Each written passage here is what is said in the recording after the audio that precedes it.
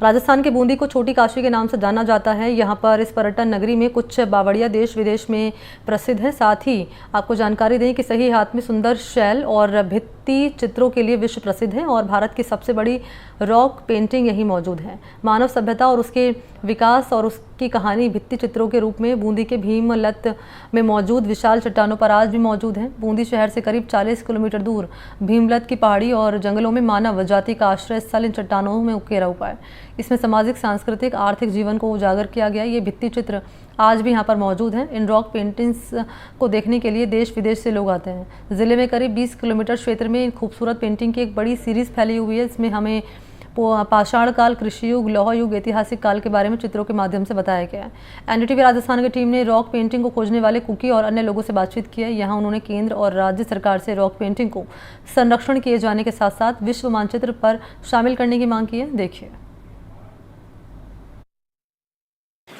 So we read about the paintings and this tour in Lonely Planet, and looked online as well. Beforehand, we were really interested in seeing some of the prehistoric paintings and seeing the local surroundings outside of the town of Bundi. Since we got here, it's incredible. It's an amazing. Hi everyone, my name is Melissa. We're in Bundy and we were recommended to Cookie and Cookie Junior and the rock paintings of Bundy, and so we've traversed through the jungle and we're here in this amazing place, and so Bundy has given us amazing knowledge on these rock paintings, all from different eras. As you can see, I can't remember the periods, but just to walk around here and just to see paintings from 10,000, 20,000 years old is just it's breathtaking. It's just absolutely amazing. Rajasthan के बूंदी को पर्यटन नगरी के नाम से जाना जाता है। छोटी काशी भी इसे कहा जाता है। यहाँ पर विश्व की सबसे बड़ी चित्रशाला भी मौजूद है, तो विश्व की सबसे बड़ी यहाँ पर रॉक पेंटिंग भी मौजूद है, जिसे शैल चित्र यानी भित्ति चित्र भी कहा जाता है। लेकिन वक्त के साथ ये आभा खोती हुई दिखाई दे रही है। हमारे साथ तमाम लोग मौजूद हैं, इनसे जानेंगे किस तरीके से इसके संरक्षण की जो व्यवस्था करनी चाहिए, क्या कहना चाहेंगे। हमारे साथ अश्विनी शर्मा मौजूद है, इनसे जानेंगे कि सर किस तरीके से बूंदी का जो गरडा क्षेत्र है, आसपास तमाम इलाके ऐसे हैं, वहाँ चित्रशैली मौजूद है, किस प्रकार की चित्रशैली है, क्या कहना चाहेंगे। नमस्कार, मेरा नाम अश्विनी शर्मा है और जो रॉक पेंटिंग्स हैं सौभाग्य से मेरे पिताजी ने यहाँ पर ढूंढी हुई हैं, और 97 में उन्होंने पहली यहाँ पे रॉक पेंटिंग ढूंढी थी रामेश्वर के अंदर, और 97 से लेकर और आज तक 2024 तक बूंदी ज़िले में 104 रॉक पेंटिंग साइट है। और मेरे पिताजी द्वारा ये भी दावा है कि इतने ज़्यादा शैल चित्र अन्यथा कहीं और देखने को नहीं मिलते हैं। तो हमारा बूंदी बहुत सौभाग्यशाली है, जहाँ पर प्री हिस्टोरिक होने के साथ साथ हिस्टोरिक सिविलाइजेशन भी हमको यहाँ देखने को मिलती है। जो रॉक पेंटिंग्स हैं 104 साइट्स तो मेरे फादर ने यहाँ पे एक्सप्लोर करी हुई है। साथ ही साथ ये बताते हुए मुझे बड़ा गर्व होता है कि यहाँ पर विश्व की सर्वाधिक लंबी जो रॉक पेंटिंग श्रृंखला है, जो शैल चित्र श्रृंखला है, 35 से 40 किलोमीटर उसका एक स्ट्रेच अप है, जो कि बिजोलिया से शुरू होता हुआ हमारे बूंदी जिले में आता है, और उसके दोनों तरफ राइट और लेफ्ट बैंक में बहुत ही ज़्यादा शिलाश्रय हैं जिनके अंदर प्री हिस्टोरिक रॉक पेंटिंग बनी हुई है। तो रॉक पेंटिंग जो है यहाँ पर काफ़ी फेमस है और कई सारे देशी विदेशी पर्यटक भी यहाँ पर आते हैं, क्योंकि कई सारे विदेशी जो हैं वो रॉक पेंटिंग्स के बारे में भली भांति जानते हैं। जैसे कि मैं एग्जाम्पल के तौर पर आपको बताऊँ, फ्रांस में लास्को केव्स हैं, तो फ्रांस के जो टूरिस्ट हैं वो भली भांति रॉक पेंटिंग से परिचित हैं। इसी तरह से ऑस्ट्रेलिया की एब्रोजिनल केव्स हैं, ककाडू है, तो बहुत सारी जगहों पे रॉक पेंटिंग्स होने की वजह से विदेशियों का यहाँ पे एक चार्म रहता है। वो जब भी बूंदी आते हैं तो रॉक पेंटिंग की तरफ आकर्षित होते हैं और उनको बिल्कुल एक नया सब्जेक्ट मिलता है देखने के लिए। तो रॉक पेंटिंग जो है यहाँ पर तकरीबन काफ़ी पुरानी है। अगर आप देखिए मेसोलिथिक पीरियड भी देखने को मिलता है, चैल्कोलिथिक देखने को भी मिलता है, और रॉक पेंटिंग्स के अंदर बहुत सारे नाना प्रकार के चित्र हैं, जिसमें मानव आकृतियां हैं और पशु अलंकरण हैं, साथ ही साथ ऊंट के, कई जगहों पे जिराफ के मिलते जुलते चित्र भी देखे गए हैं उसमें, और कई जगह लेपर्ड्स, टाइगर्स की तो भरमार है यहाँ पर, बुल्स बहुत सारे हैं। तो रॉक पेंटिंग जो है वो बहुत ही अच्छी अभी कंडीशन में है। कुछ साइट्स जो जहाँ पर फ्लो बढ़ने लगा है और जहाँ पर मानवीय हलचल ज़्यादा है वहाँ पर थोड़े थोड़े चित्र जो हैं वो धूमिल हो गए हैं, क्योंकि कुछ लोगों द्वारा उस पर पानी लगाया जाता है, कुछ लोगों द्वारा उसको पानी के साथ टच किया जाता है। उसकी वजह से चित्र जो है अपनी एक प्राकृतिक आभा होते हैं और वो धूमिल होते हैं। इसी तरह से जो साइट्स काफ़ी अच्छी जगहों पे हैं जहाँ पे अभी तक मानवीय ज़्यादा हलचल नहीं है, वहाँ पे चित्र आज भी बहुत अच्छी कंडीशन में है और उनको देखने पे ऐसा आभास होता है कि ये चित्र अभी ज़्यादा ऐसे ख़राब नहीं हुए हैं, जिनकी बहुत ज़्यादा चमक बनी हुई है और वो चित्र देखना बड़ा अच्छा लगता है उनका। बहुत से देखे गए कि चट्टानों के बीच में यही चित्र है, क्या कारण है इनका? चट्टानों के बीच में इसलिए वो चित्र बनाते थे, सबसे पहले मैं आपको एक एग्जांपल देता हूँ। हम रहने के लिए क्या ढूंढते हैं? घर ढूंढते हैं। तो इसी तरह से जो आदि मानव था वो भी अपने रहने के लिए घर ढूंढता था। और हमारा यहाँ का जो भूभाग है, हमारे यहाँ पर जो फ्लोरा है, फोना है, वो बड़ा ज़बरदस्त है और इसी कारण से हमारे यहाँ पे सिविलाइजेशन पहाड़ों की बड़ी अच्छी है। हमारे यहाँ पे विंध्यन वैली भी है, अरावली वैली भी है और ज़्यादातर जो रॉक पेंटिंग्स मिली हैं वो विंध्यन बेल्ट में मिली है। तो नेचुरली जो जियोग्राफिक हमारी यहाँ पे कंडीशन है रॉक शेल्टर्स की, वो बहुत ऊंचे ऊंचे शेल्टर्स हैं। जैसे कि विदेशों में तो क्या है, केव पेंटिंग बोला जाता है, क्योंकि पेंटिंग जो है वो केव के अंदर लोकेट हैं, जहाँ पे हमको ऐसे रेंग के जाना पड़ता है या झुक के जाना पड़ता है। पर आप हमारे यहाँ की जो भूभाग है, हमारे यहाँ का जो कल्चर है, यहाँ पर शैलाश्रय जो हैं वो बड़े बड़े ऊंचे ऊंचे हैं और उनके अंदर कैविटीज़ हैं, जिसके अंदर तकरीबन 100, 50, 20, तकरीबन 300 लोग भी उसके अंदर बैठ सकते हैं। तो वो वहाँ पर रहते थे, वहाँ पर अपना जीवन गुजर बसर किया करते थे और जब उनको समय होता था तो वो अपनी जो प्रेरणा के अनुरूप वो चित्र बनाया करते थे। इसलिए जो रॉक पेंटिंग्स देखने को मिलती है वो ज़्यादातर चट्टानों के अंदर देखने को मिलती हैं, क्योंकि वो ही उनके घर थे और वहाँ पर वो सारा अपना टाइम बिताते थे। तो पाषाण काल के अंदर भी ये मानव सभ्यता का एक बहुत बड़ा उदाहरण है ये। बिल्कुल, यहाँ पर पाषाण काल के भी बहुत सारे अवशेष मिले हैं और आज वर्ल्ड म्यूजियम डे है, तो मैं ये बताना चाहूँगा कि बूंदी संग्रहालय, कोटा संग्रहालय और आप अल्बर्ट हॉल जयपुर में भी देखिए, मेरे पिताजी द्वारा कई सारी चीज़ें गिफ्ट करी गई हैं। और आप जब बूंदी म्यूजियम या कोटा म्यूजियम देखेंगे तो वहाँ पर पाषाण काल के प्रस्तर, जिनको हम इंडेक्स बोलते हैं, चीजल बोलते हैं, क्लीवर बोलते हैं, वो आपको वहाँ पे देखने को मिलेंगे। और आज भी कई सारे जो लोग हैं या शोधार्थी हैं वो उन चीज़ों को देखते हैं और अपना रिसर्च करते हैं। आप क्या सोचते हैं, क्योंकि आपने खोज भी की है, क्या होना चाहिए संरक्षण के लिए, क्योंकि बचाना बहुत बड़ी विरासत है अपनी बूंदी के लिए? बिल्कुल, जो रॉक पेंटिंग है ये बहुत ही पुरानी और बहुत महत्वपूर्ण चीज़ है। मैं चाहता हूँ कि इसका बचाव हो। सबसे पहले तो वहाँ पर एक साइट बनाई जाए या साइट म्यूजियम बनाया जाए जहाँ पे उसके बारे में डिटेल हो। दूसरा ये कि अप्रोच टू रॉक पेंटिंग अच्छी हो, क्योंकि अभी तक जो रॉक पेंटिंग्स पे अप्रोच है वो बहुत ही ख़राब है। रोड सही नहीं है, कई बार हम साधन नहीं जा पाते हैं, हमको पैदल जाना पड़ता है और रॉक पेंटिंग पहुँचते पहुँचते काफ़ी सारे लोग टायर्ड भी हो जाते हैं।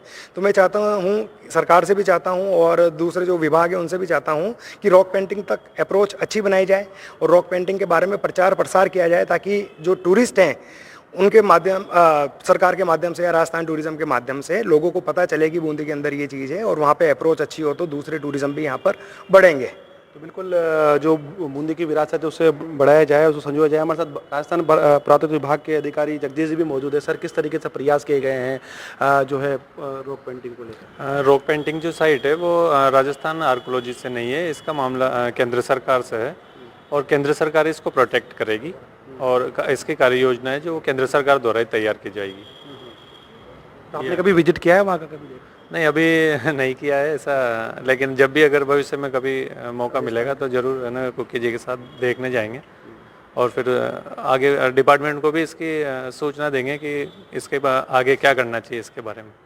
महत्वपूर्ण तो है सर बूंदी के लिए, ये बहुत बड़ी बात है क्योंकि उसका संवरना बहुत ज़रूरी है। बिल्कुल, ये चीज़ अपन भी मानते हैं कि टूरिस्ट भी देखे और आम आदमी भी देखे कि आदिवासी यहाँ पर रहा करते थे, ये एक बहुत बड़ी बात है। तो बिल्कुल अधिकारी जो हैं साफ तौर से राजस्थान सरकार और केंद्र सरकार को प्रपोजल करने की बात करें। हमारे साथ पुरुषोत्तम पारिक जी भी मौजूद हैं, इनसे जानेंगे सर किस तरीके से बूंदी एक अपने आप में छोटी काशी भी है, पर्यटन नगरी भी है, चित्रशैली भी है, साथ में रॉक पेंटिंग भी है, एक विश्व जो संग्रहालय दिवस उस पर क्या कहना चाहेंगे आप? पुरुषोत्तम पारिक, सामाजिक कार्यकर्ता। आज विश्व म्यूजियम डे के अवसर पर मैं राज्य सरकार और भारत सरकार से ये मांग करता हूँ कि जो हमारी सांस्कृतिक विरासत है, हमारी जो रॉक पेंटिंग है, हमारे पास नाना प्रकार की जो पुरातत्व के स्थान हैं, व्यवस्थाएं हैं और जो वस्तु हैं, उनको संरक्षित रखने के लिए सामूहिक प्रयास करना चाहिए, क्योंकि ये चीज़ें ऐसी दुर्लभ है कि अगर ये इस वक्त समाप्त हो गई तो फिर भविष्य में हम इनको कोई तैयार नहीं कर सकते। इसलिए यहाँ के जनता को भी जागरूक होना चाहिए यहाँ के जिला प्रशासन को भी जागरूक होना चाहिए और आम आदमी को मिलकर, हम सबको मिलकर हमारी जो ये विरासत है, जो ऐतिहासिक धरोहर है, इसको हम संरक्षित रखें। इसके लिए हमको प्रयास करना चाहिए। इसको हमारे जो विशेषज्ञ लोगों से राय लेना चाहिए कि इनको संरक्षित करने के लिए हमको कौन से ऐसे प्रयास करना चाहिए कि हमारी रॉक पेंटिंग सुरक्षित रहे, हमारी जो ऐतिहासिक धरोहर है, चाहे वो किला हो, चाहे वो रानी जी की बावड़ी हो, चाहे 84 खंबे की छतरी हो, या अन्य प्रकार की जो भी हमारी दूर दराज जो पूरे इलाके में, बूंदी ज़िले में हमारी जगह जगह पर हमारी सांस्कृतिक धरोहर मौजूद है, हमारी ऐतिहासिक धरोहर मौजूद है। इसको संरक्षित रखने के लिए हम सब मिलकर प्रयास करेंगे, तभी हमारा जो बूंदी जिला पर्यटन के क्षेत्र में विश्व मानचित्र पर अंकित हो और इसके लिए योग्य भी है। बूंदी जिला विश्व मानचित्र पर पहुँचे, इसके लिए हमको प्रयास करना चाहिए और हमारे पास संसाधन है। केवल हमें प्रयास करना चाहिए, हमें प्रचार प्रसार करना चाहिए और एकजुट होकर काम करना चाहिए। तो रोजगार के अवसर भी बढ़ेंगे अगर ऐसा कुछ होता है? हाँ, ये बहुत बड़ी बात है। पर्यटन ही बूंदी जिले का मुख्य उद्योग धंधा है। अगर पर्यटन को हमने मुख्य विषय बना लिया, मुख्य व्यवसाय बना लिया, तो आने वाले हमारे युवाओं का, आने वाले बूंदी के आम लोगों का भविष्य बहुत उज्जवल रहेगा। लोग सरसब्ज होंगे, संपन्न होंगे और खुशहाल होंगे। तो बिल्कुल लोग संपन्न होंगे, रोजगार के अवसर मिलेंगे। हमारे साथ अश्विनी जी लगातार जुड़े हुए हैं। सर, किस तरीके से रोजगार के अवसर तो बने ही रहे हैं, प्रयास में क्या? संरक्षण में मैं सबसे बड़ा एग्जांपल देना चाहूँगा, जैसे हमारे भीमबेटका यूनेस्को की वर्ल्ड हेरिटेज साइट है, हमारे भारत में ही है, भोपाल में है। तो भीमबेटका जिस तरह से प्रोटेक्ट की है और भीमबेटका जिस तरह से प्रचारित कर रही है, तो वहाँ पे आज बहुत बड़ा रेवेन्यू जो है सरकार को भीमबेटका से जाता है, सिर्फ शैलाश्रय के माध्यम से। और उस तरह की रॉक पेंटिंग्स बूंदी में भी हैं। तो मैं चाहता हूँ कि उसको भी भीमबेटका की तर्ज पे यूनेस्को की वर्ल्ड हेरिटेज साइट में शामिल करवाया जाए, ताकि ज़्यादा से ज़्यादा लोग इसको देख सकें, प्रचार हो सके। और मैं एक बहुत बड़ा एग्जाम्पल देना चाहूँगा आपको फ्रांस का। तो फ्रांस के अंदर एक बहुत बड़ी केव है जिसको बोलते हैं लास्को केव्स, तो वो भी प्री हिस्टोरिक रॉक पेंटिंग है। तो वहाँ की जो पेंटिंग्स हैं, तो एक केव्स के अंदर थी। जब वो पेंटिंग्स मिली तो काफ़ी सारे लोगों को वहाँ पे जाना हुआ, और क्योंकि एक केव्स के अंदर होने के कारण वहाँ पे हवा ज़्यादा नहीं आती थी, तो लोग जब जाते थे तो उनकी ब्रीदिंग की वजह से उसके अंदर मॉइस्चर आने लगा। तो वहाँ की सरकार ने क्या करा कि उस केव को बंद करके उसकी सेम रेप्लिका सामने बनाई। तो आज की तारीख में वहाँ पर 2 रेप्लिका है, तो ज़्यादातर जो साइटिंग होती है वो रेप्लिका की होती है।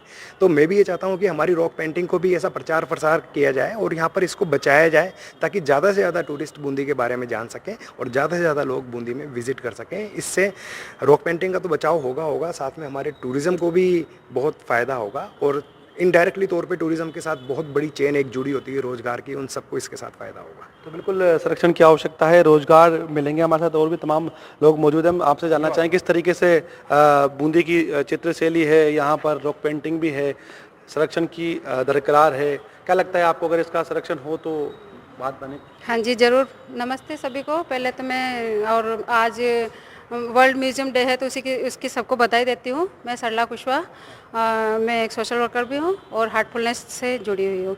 तो जो आप कह रहे हैं वो सब सही है कि अगर इनको संरक्षण दिया जाए, हमारे बूंदी में 50 से अधिक बावड़ियाँ हैं, अगर उन सबको संरक्षण दिया जाए तो बहुत सारा रोजगार मिलेगा और इनको आगे के लिए भी संभाल के रखा जाए, ताकि आगे हमारी जो जनरेशन आए वो देखे कि किस तरह से बनाए जाते थे, कैसे इनका होता था वो सब।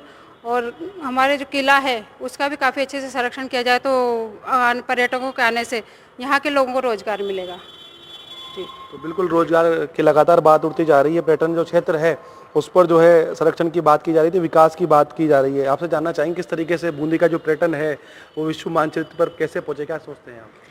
नमस्ते, मेरा नाम चांदनी वरियानी है और वर्ल्ड म्यूज़ियम डे की आप सबको शुभकामनाएं।